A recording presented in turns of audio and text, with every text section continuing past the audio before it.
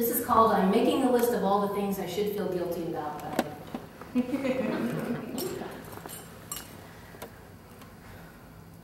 I'm making a list of all the things I should feel guilty about, but I don't. I don't love Jesus like I did when I was 8, nor do I believe in hell. I refuse to spell them with capital letters. But you go ahead if it makes you happy. Sometimes when you are pouring out your heart to me on late-night phone conversations, I am thinking about what's on TV or the mint chocolate chip ice cream in my freezer. These are necessary distractions from the absurd and painful way you keep rewriting your own history. So many nights I leave dirty dishes in the sink and carpet covered in cat fur because I want to read poetry instead, or sit in the dark living room listening to the rain. I'm adding to that list all the things I feel guilty about, but I want to believe are not my fault. I fell in love with you because you have the kindest eyes. It was selfish of me to enter your heart and take it on my own detour. I haven't called my girl as often as I should because I believed neglect in place of outright denial was easier to live with than following the winding path that disease was carving out in your body. I never saw that what I took so willingly from my family, they shouldn't have so willingly given. In the spring of my ingratitude, when I lit up the sky with indignation and anger, fully justified in my disdain for their faith and ridiculing the boundaries of their small planets of belief. When afternoon comes, that drowsy space between noon and sunset, I will dissect these lists into tiny slips of knowing about the size of fortune cookie missives. I will fill a glass bowl with this jumble of words and set it on fire. It will be my soul burning. It will smoke out these past lives that are always tugging on my shirt sleeve, fogging up the windows, stopping up the drains.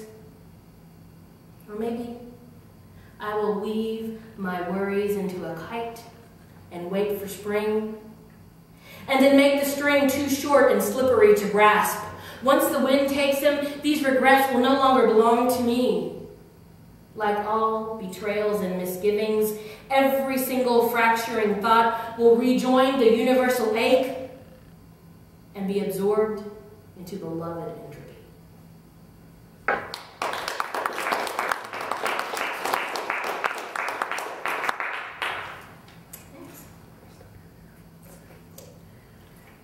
This next piece is called A Cold and Broken Hallelujah.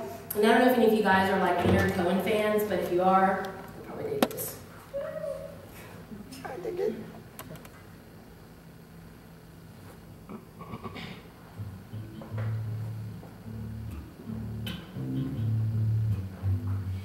In the prime of his patience, he was a beautiful man.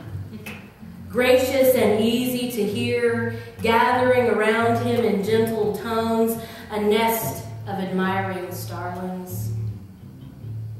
Post 60, his voice creaked like a murder of crows. Echoing over alleyway garbage bins, he transformed my living room into a sacrifice with murderous tones and martyred melodies. He taught me mercy and forgetfulness, charmed my youth and wild out into rough waters, left me face down in an open field of possibilities and punishments.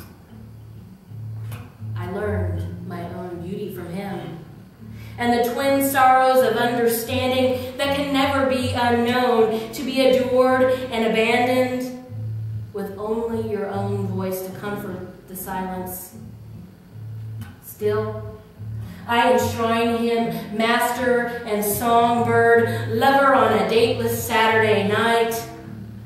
Leonard, fill me with your soul and regret.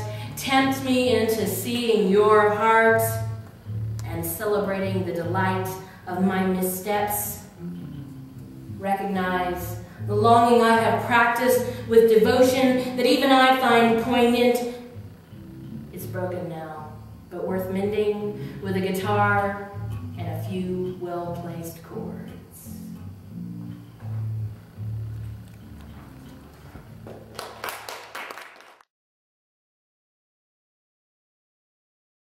At night, when I cannot sleep, I string together the small details of our life. There is some strange comfort in piecing it all together. Memory as a wreath of selected forgetfulness. I think of our lives as if we were one body with two heads, each looking in the opposite direction. There's always the argument over who has the better view.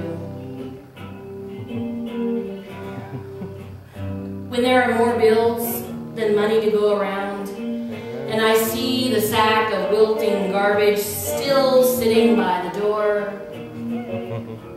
When we don't speak for 2 days, but sleep back to back, the space between us as solid as a wall. I realize that love is not the tender rock ballad I fantasized about through my teen years, and due to its conspicuous absence, had begun to despise by 28. Where was my top 40 bliss? Some days, I long for the simplicity of having only myself to please. Every hour was mine to waste, with no explanation required. Now, I rub your temples when your head hurts, listen to all your stories, and watch TV shows I hate. Your smallest worries are mine, and my darling little obsessions have snuggled right down between us. My sleepless nights have become your puzzle too. As you stumble bleary-eyed into my thumping 3 a.m., I am rearranging the living room furniture again. A manic indulgence I learned from my insomniac college roommates. This is some strange compromise between the younger me I idolized and the we that is some beautiful complication. Somehow, grace grows through all our many mistakes. And now I understand what my mother meant when she confided that she'd never think of divorcing my father, but occasionally pondered killing him. He suffered quietly through her early hormonal rages, and she walked him patiently through his post-60 depression. Before you, my life was featherweight, like moon living at 1/6 the gravity. I might have floated away with one deep sigh, but love is a burden that binds our hearts to earth